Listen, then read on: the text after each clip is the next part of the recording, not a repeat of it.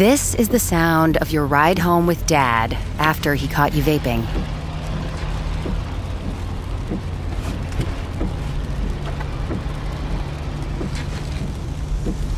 Awkward, isn't it? Most vapes contain seriously addictive levels of nicotine and disappointment. Know the real cost of vapes. Brought to you by the FDA. What is Cafe Mocha? Cafe Mocha is experts, celebrities. What's up? This is Belle Biv DeVoe. Yours truly, Idris Elba. This is Fantasia. This is In Vogue. This is India Ari. So much more. All from a woman's perspective. What flavor are you, baby? This is Cafe Mocha. Cafe Mocha, radio from a woman's perspective with Lonnie Love, Yo-Yo, and Angelique. Don Lemon has a new book about his relationship with God and the Bible. And yes, we're going to talk election 2024. The election is about 3 weeks away. Who better to weigh in on the whole situation other than journalist and writer Don Lemon? Welcome to Cafe Mocha. Finally. Hi, Angelique. Hi, Lonnie. How are you guys? Thank you for having me on. You know, we need somebody like you, Don, because this election season started off as a mess. President Biden was pushed out of the race. Kamala Harris took the reins. What do you think about her campaign? You would ask me that, and that's a good question, because I'm going to tell you the truth. I obviously support her, and I want her to win. I couldn't say that when I was on CNN, but I can say it now. Mm-hmm. But I want her also to get out there more. Mm-hmm. And she's starting a media blitz now as we're recording this. She's starting this media blitz. But I want her not to avoid the people who have press credentials. I know that she may think that they're going to try to trip her up, but she's got to get out there. I think that God has put her in this position, an unusual thing for her. You know how when God gets ready, it happens. Yeah. And so regardless of how she got in, whether Biden got pushed out or whatever, here she is. And I think that gives her a license to be bold, not to worry about the rules. We know that the rules are different for Black people, and especially the rules are different for Black women. But I think she just needs to get out there and say, hey, this is who I am. I'm not perfect. I'm not going to say everything perfectly, but I think you should give me a chance. And I want to see her doing all kinds of venues. I want to hear her on your show. I want her to be on my show. I want to see her on 60 Minutes. I want to see her on Meet the Press. I want to see her on Howard Stern. I even want to see her on Fox News. I think she should go into the lion's den. I think they are holding her back, and they're being way too careful, and they're in danger of doing Hillary 2016 all over again by being so picky and choosy. You asked, I told you. Well, thank you. That's why we love you. Speaking of, I just wonder if you have thoughts on all these attacks on her, especially the ones she suffered from Black men. I mean, it's brutal out there. It is, and do I have any insight on it? Well, I can tell you that what I say, and many times they won't say it on camera, right? When I went out to talk to people to the convention, I'm going to go do another road trip. You know, they'll say, hey, Don, I wouldn't say this to anybody else, but, you're Don Lemon, meaning they've watched me for 16, 17 years on CNN, so they feel like they know me. I've been in their living rooms. And they'll tell me how they feel about these things, which they won't share with other people. A lot of it, I believe, is sexist. I believe it's sexist, and I believe it's misogyny. And I also believe, legitimately, people don't really know her because she was the vice president, and part of being a vice president is what? Not being out there, being the right hand to the president. You're quiet, you're in the background, you're behind the scenes. That's part of your job. The other thing is that I believe that in this time that women are outpacing men when it comes to jobs and salaries, and women are, hey, look, single women are doing their own thing by themselves, right? And so I think men are intimidated by that. And to me, that's sexist. And I also hear a lot of men saying, I just don't think a woman can be president. And I don't think a Black woman can be president. And so I think that that's BS. I call them out on it. I think they're stupid, to be honest with you. And if you look at what's happening with many of our families, I can tell you my grandmother was a very strong influence in my life, right? We didn't have nannies when I was growing up. We had grandmothers, right? Mama, grandmother. My mother was a huge influence in my life. My dad died. My mom was divorced from my sister's dad. Then my dad, and then he died. and my mom was a single mom for a long time. She ran a division at Exxon Corporation for 30 years, came home every night, kicked off her heels, and cooked. And sometimes she didn't even take her heels off and her makeup and her clothes. She would go right to the kitchen and cook for all of us, run this part of the division at Exxon, didn't break a sweat, and her hair still curled and in heels and looking good. And so I always say, if you want a job done, you should hire a woman to do it. So that's what I believe is wrong with men. And black men, I just don't, this whole idea about Donald Trump gave me a STEMI check and he's for black people. I just think it's really ignorant. That's what I think.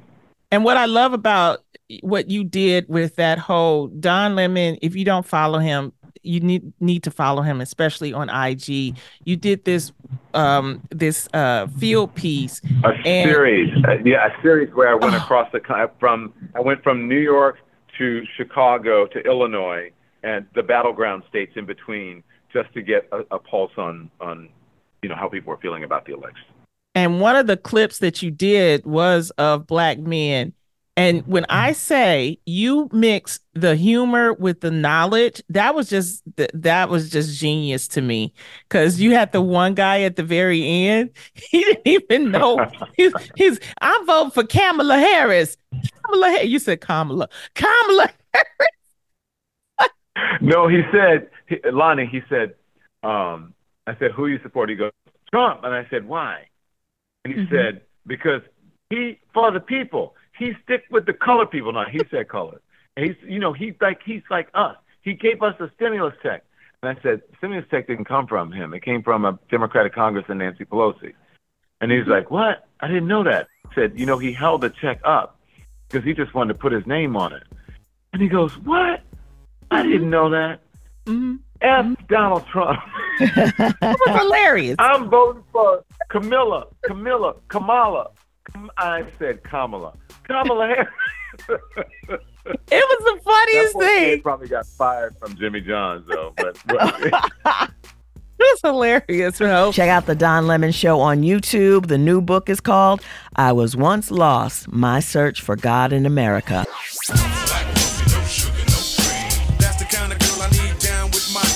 Standing in solidarity from a woman's perspective.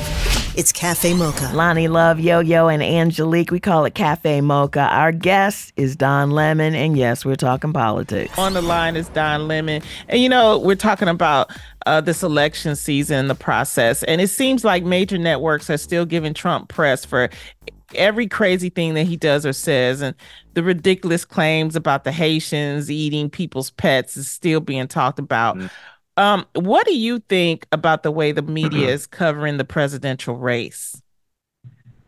I think they give too much attention to, they've given too much attention to him, which is why part of the reason we're in the situation that we're in now. And I can't stand the false equivalency that they put on both campaigns. And, they did it with Biden and Trump first.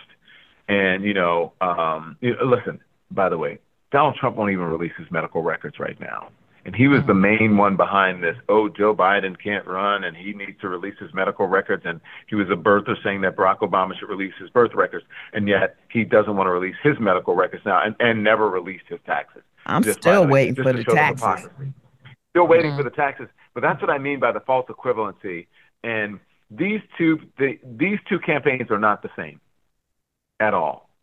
And to place like the false equivalency there of putting them on an equal playing field or on the same level, I think is journalistic malpractice. I think we should be pointing out that Donald Trump is a threat to democracy. And when he says, oh, that is, causing me danger, then you say, well, then you should stop being that. And we should give evidence, we should give receipts about why he is a threat to democracy. And I think it's incumbent on the media to do better. We should have learned from 2016 and then 2020 about how Donald Trump would conduct himself during these campaigns. And by the way, you have to remember, Donald Trump has not changed. He got into this thing saying that Mexicans were rapists or immigrants. They're bringing drugs, they're bringing crime, they're rapists. I would imagine some of them are good people. And here we are of him saying immigrants are eating the dogs, they're eating the cats, they're eating the pets of the people who live there. He hasn't changed. He's the same person. He has just been normalized by the media. That's it. And his wife is an immigrant. And where is Melania? Melania was a birther. Don't forget that. And, she has this book coming out now where she says in the book, she claims that she is for reproductive rights for women. Now, I don't know why she's coming out with that now. I, quite frankly, don't believe anything that comes out of her mouth. When she said that Barack Obama should produce his birth certificate when she was an immigrant and could barely speak English. I'm just saying, I still can't. I want to know I want to know if the Democrats win this time around, is there enough ammunition to put him in prison? Because it just seems, they don't call him a Teflon Don for nothing. It just seems like he's been allowed to skate. Either these charges have been postponed or, just kicked out altogether. Well, here's the thing. If he becomes president, all of those federal charges go away, never to see the light of day again. That's why he's fighting so hard. That's why he's saying the crazy stuff. That's why he's lying to his MAGA constituents and the people at the rallies, and he goes on Fox News and all the conservative media, and he tells all this lies and all this BS.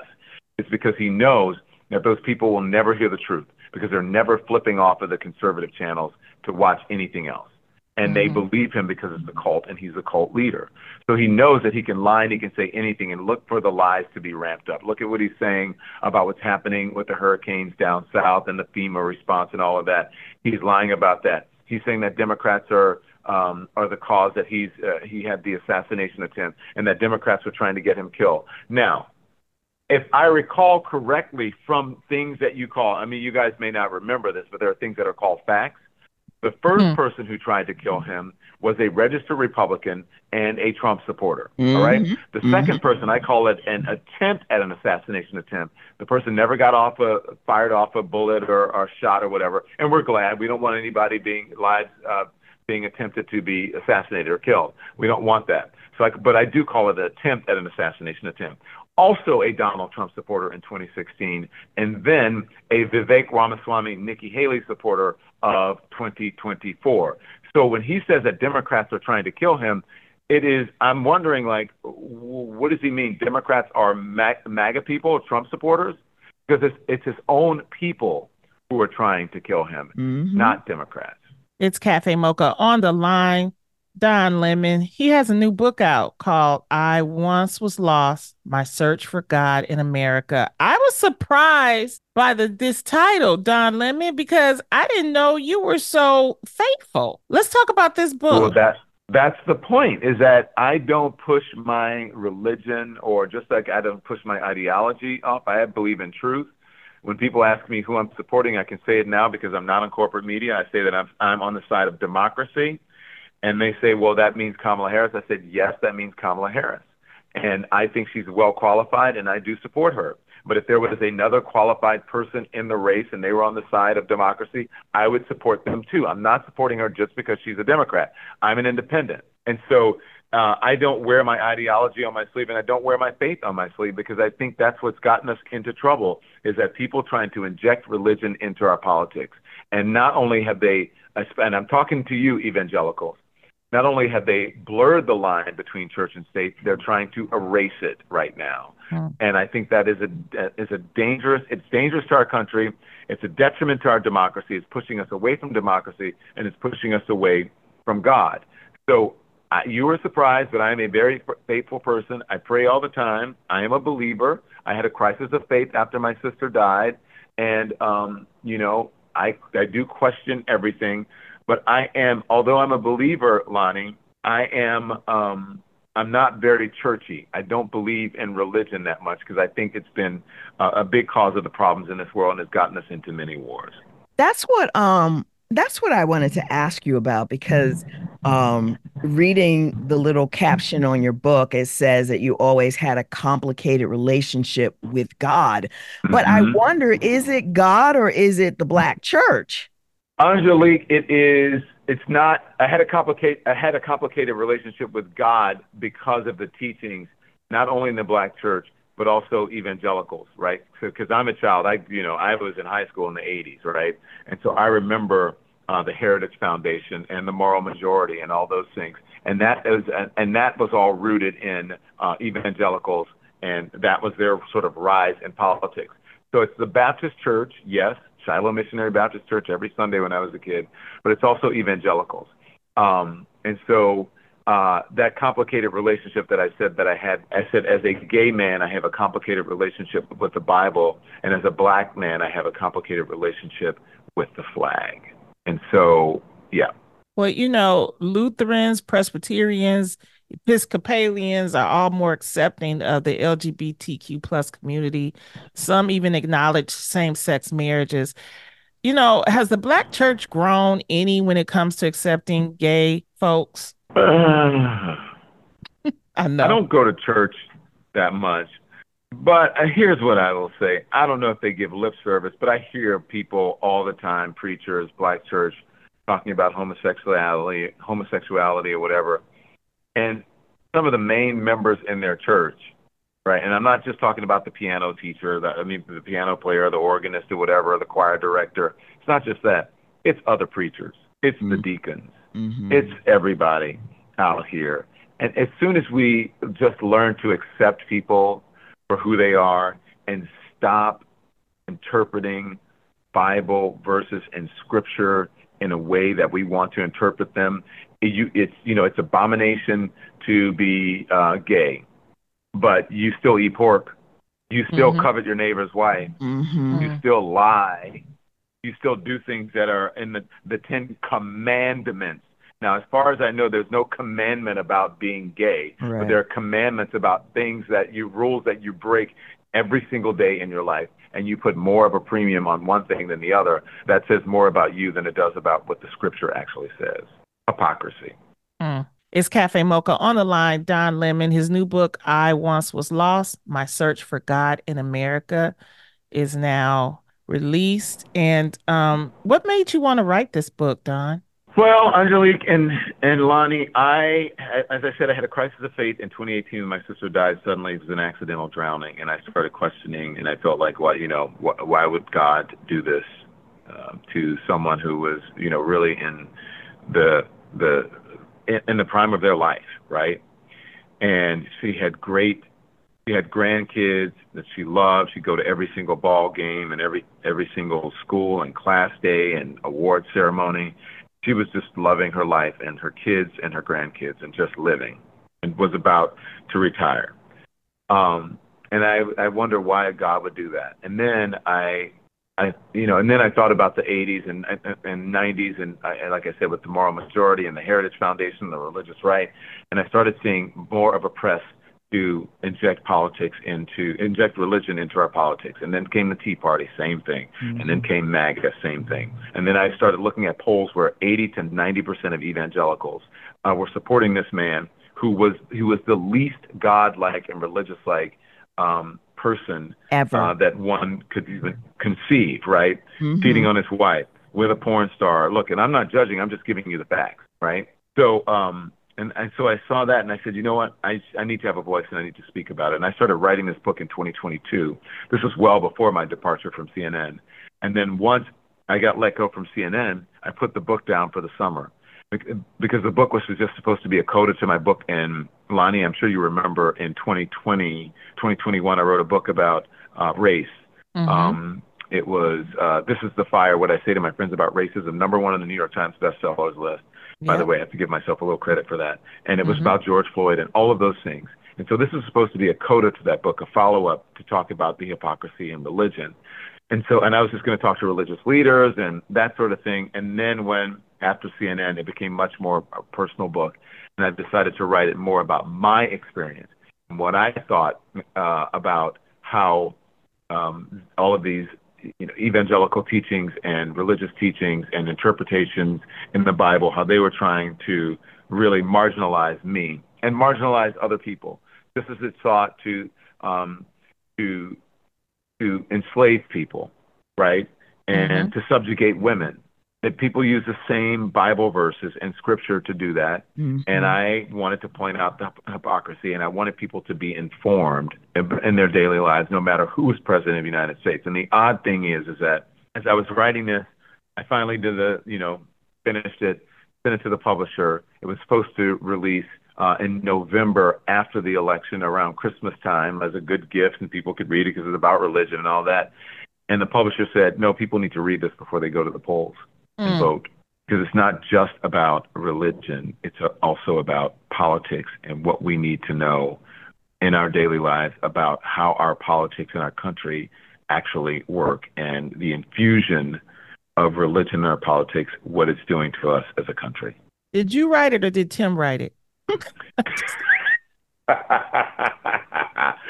My dogs, Barkley, Boomer, and Gus Gus wrote it. No, Tim didn't write it, but Tim influences the book. He's in there. I talk about our marriage without hesitation, just as straight people talk about their marriages and relationships, because I don't believe that there's any difference. You love who you love, and you want to spend your life with who you want to spend your life with, and that's nobody's business but your own. And so did Tim write it? I would imagine in some way he did, because he has a huge influence over my life. I'm just glad Tim is still breathing, because I was worried. When I saw y'all was getting married, I said, oh, Lord, Tim, please. Why? You think I'm a lot? You think my life is a lot, Lonnie? You're a lot. You're a lot, Don. Okay? This whole interview has been this whole Tim is interview. like, I'm right here. Do you hear it? Hi, guys. Hey, Tim. I'm just checking on you, Tim. Since the marriage. Is everything okay? Yeah, we're doing okay. Blink twice, Tim. I love you, Tim. Oh, my goodness. Now, Don, you was at CNN for nearly, 20 years? And I was so mad with what went down. But, And you know it was some BS, right? And it was a setup. Oh, okay. Yeah, it was, but you came through at the end. Cha-ching. Check out the Don Lemon Show, streaming daily on YouTube. More coming up on Cafe Mocha. We're at Cafe Mocha Radio. Socially savvy on Facebook, Instagram, and Twitter. Serving up more Cafe Mocha on the way. What up, music lovers? It's Claude Kelly. What's up? It's Chuck Harmony. And besides being two of the co-hosts of We Sound Crazy, we are also Louis York, your favorite two-man band. And the exciting news is we have a new album Streaming on all platforms. It's called Songs with Friends, and it features some of the best voices in the business. Oh yes, I'm talking about Tamia, Jessie J, Layla Hathaway, PJ Morton, Gramps Morgan, The Shandellas, and so many more. Check out Songs with Friends.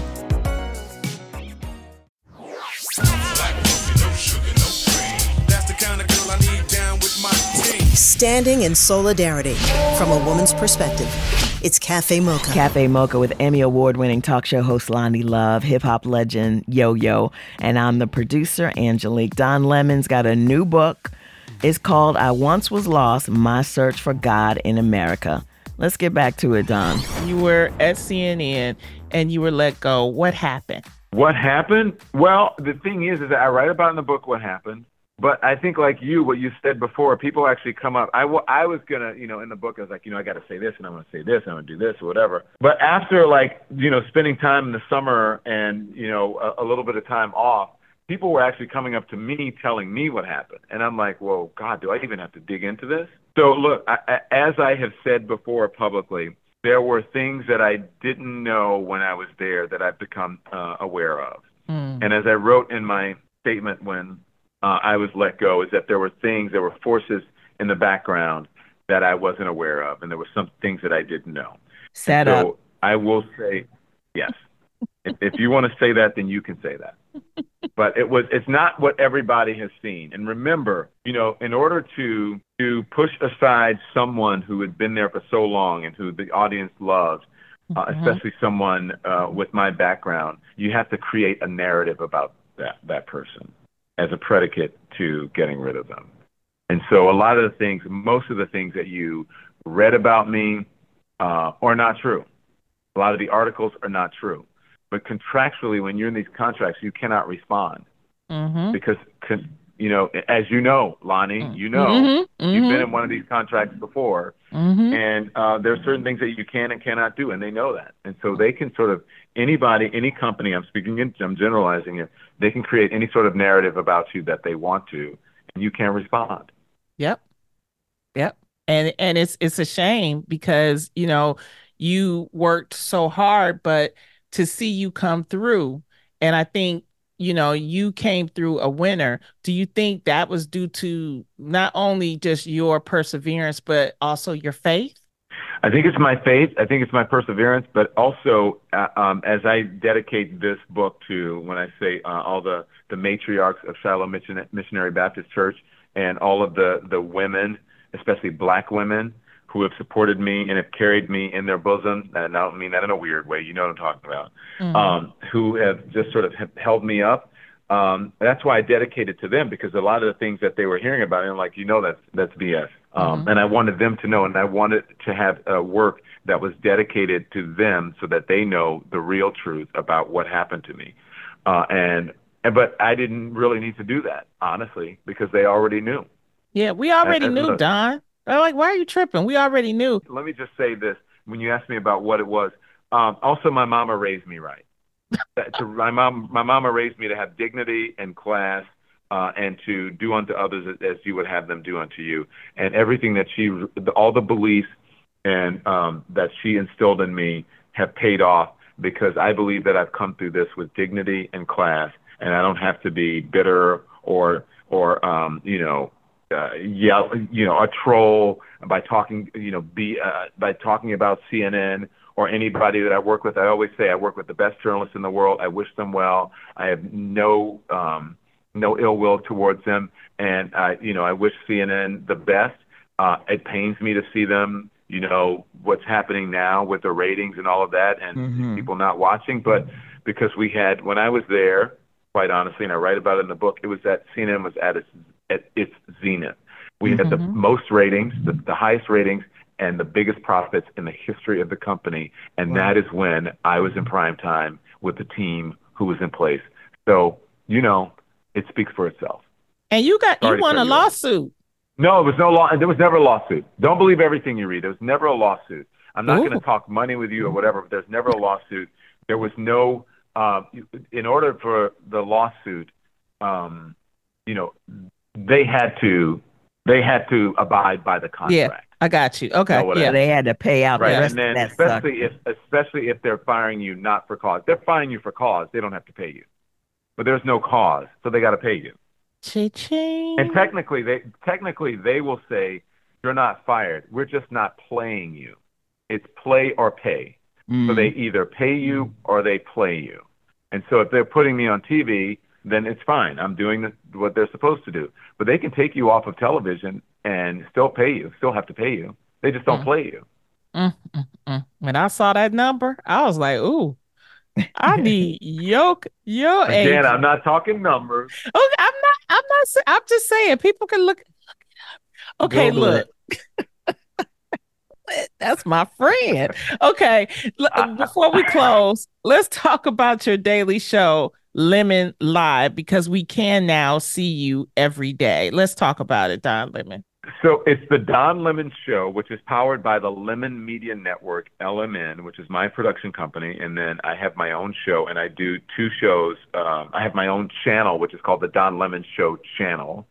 But in the morning, I do Hot Topics, right? Because Sherry's not Sherry. I love Sherry. It's on her show. Love her.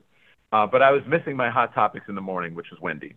And so I do Hot Topics, whether it's around politics, pop culture, or whatever, lifestyle, whatever. But I do Hot Topics in the morning at 10 a.m. Eastern time, where we just go through, and it's just me, just riffing, talking about the thing, kind of like Wendy sitting in her purple chair, right? And then I do Lemon Live at 5 every day at 5 o'clock, which is a more serious sort of news topics, things that are going on in the world, where today we talked about, the abortion thing that's happening in Georgia, the hurricane, or what's happening with the election and that sort of thing. So that's what I do. And then I just have the Don Lemon Show, where I sit down with people and interview people like Angelique or Lonnie or D.L. Hughley or Whoopi or, Cheryl Lee Ralph or anyone like that. Like I'll sit around with big names and celebrities. And so that is a taped show that I do. So those are the shows that I do on the Don Lemon channel. And so you can tune in every day at 10 a.m. If you want live, you want to be in the comments, we'll read your comments. Same thing for live at 5. I do that. And it was just going to be a tape show 3 times a week. And then I said, you know what? This is just too much like regular television. I want to have a relationship with my subscribers. I want to build subscribers. I want to build a community. And I said, I'm going to start doing a show live every day where I'm just going to talk to my subscribers. And I did it, and it worked. We've been building subscribers so far. We have almost 260,000 subscribers in 6 months, which if anybody who's in this, in streaming, that's quite a feat for a short amount of time. So think about our trajectory, what will happen in a year or 2 years or what have you. So, it's going to build. And it's a new type of freedom, isn't it, Don? Oh my gosh, it is.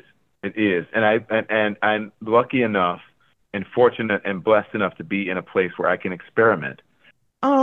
Before we let you go, I'm wondering, what would it take for you to come back to TV? Well, I'm sharing with you guys more than I share with anyone. People are like, why aren't you back on TV? Why aren't you doing this? Number one, again, for those of us in this, the 3 of us who've been on television, I think Lonnie, correct me if I'm wrong, has more television experience than, I think it's me and then Lonnie and then you, Angelique. Yeah. So you know that you have contractual obligations. You just can't run and jump on somebody's air because, you have non-competes. And there are time periods where you cannot do things. So I have contractual obligations.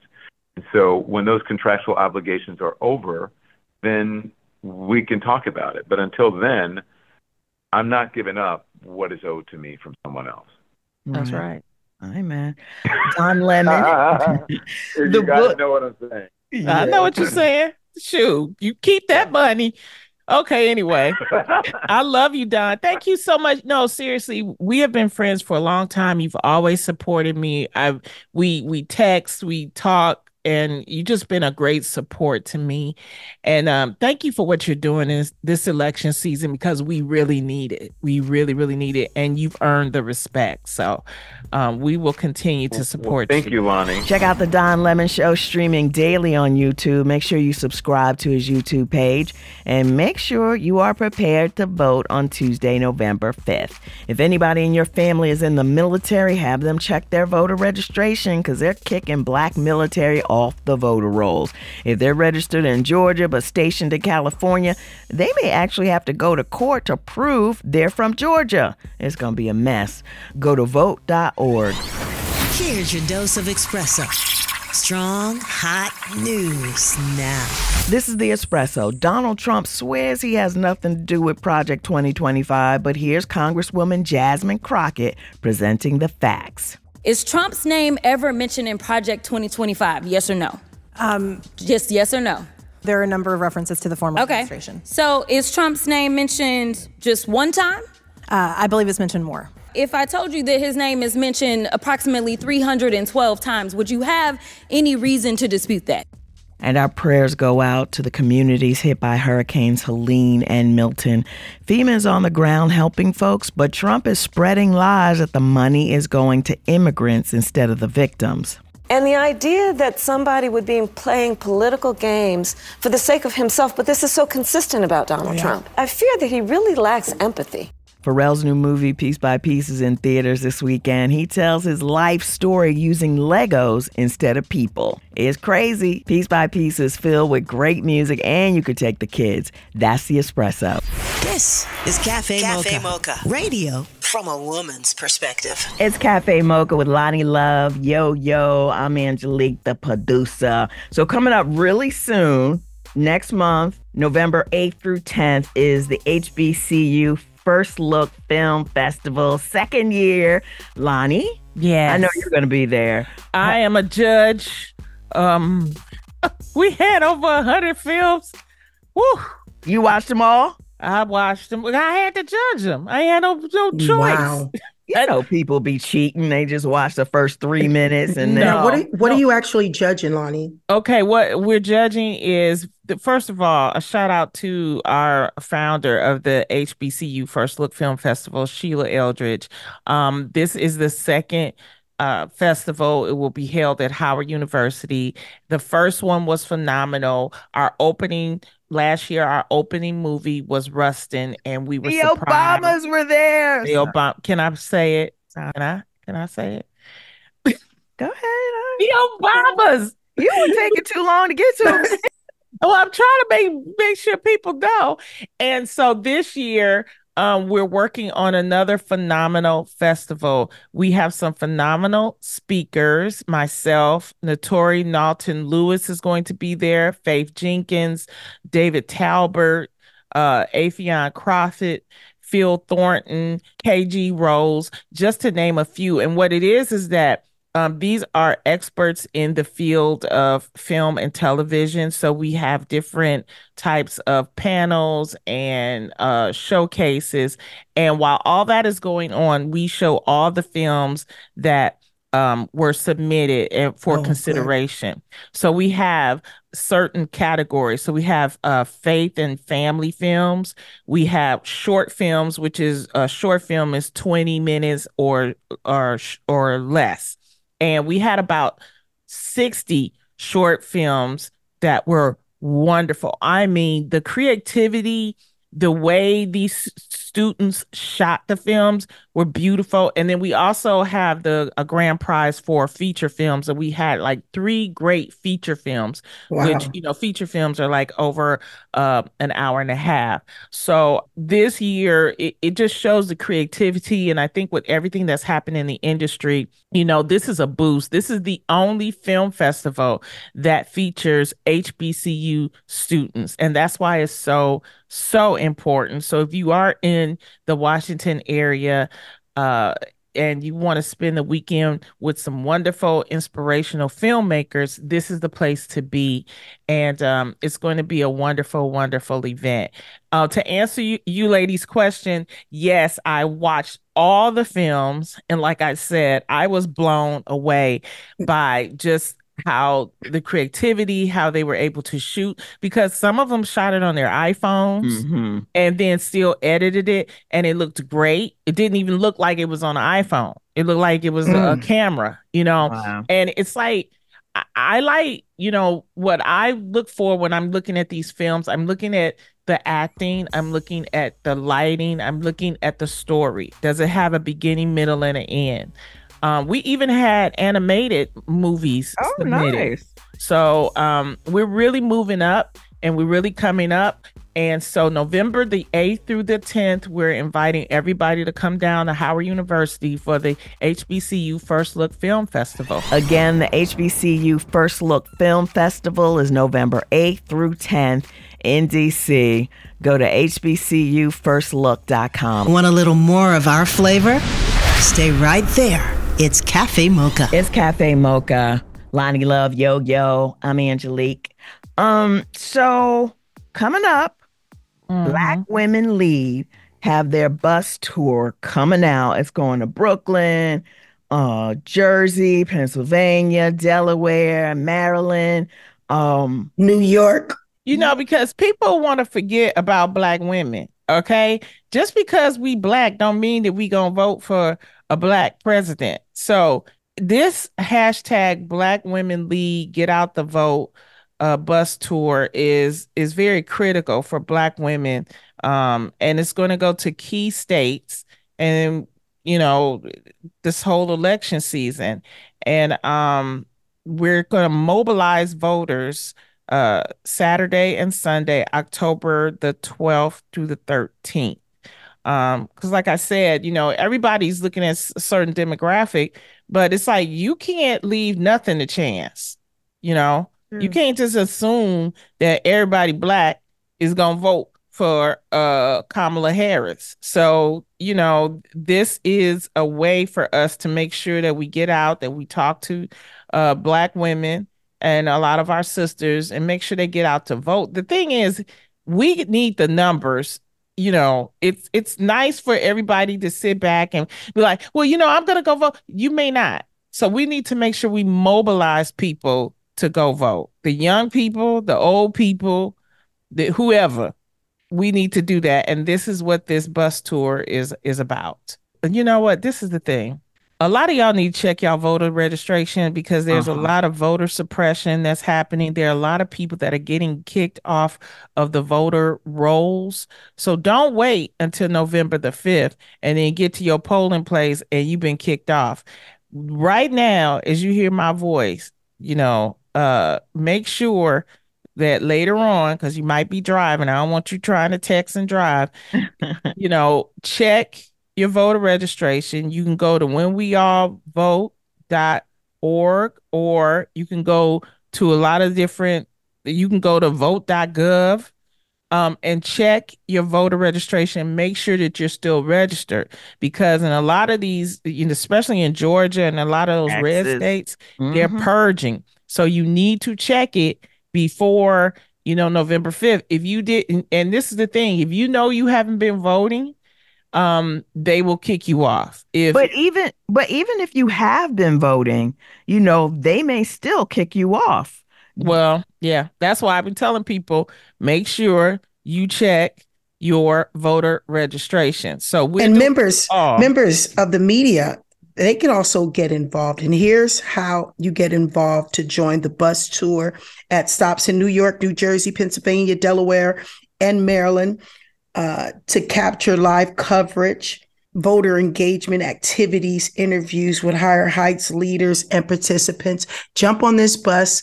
This bus is taking you to all of putting you right in the moment of the election. Putting you right in the moment of the election. And it is all going down. Cafe Mocha has your back. We are radio for women of color, radio from a woman's perspective. And we want you to be involved in this historical election. That's well said, Yo-Yo. This is Cafe Mocha. Check out the Don Lemon Show streaming daily on YouTube. Make sure you subscribe to his YouTube page. And make sure you are prepared to vote on Tuesday, November 5th. Until next time, you can find us on all platforms at Cafe Mocha Radio. Cafe Mocha is a production of Miles Ahead Broadcasting in partnership with Super Radio. Executive producer Sheila Eldridge. For comments, booking, or more information, visit cafemocharadio.com.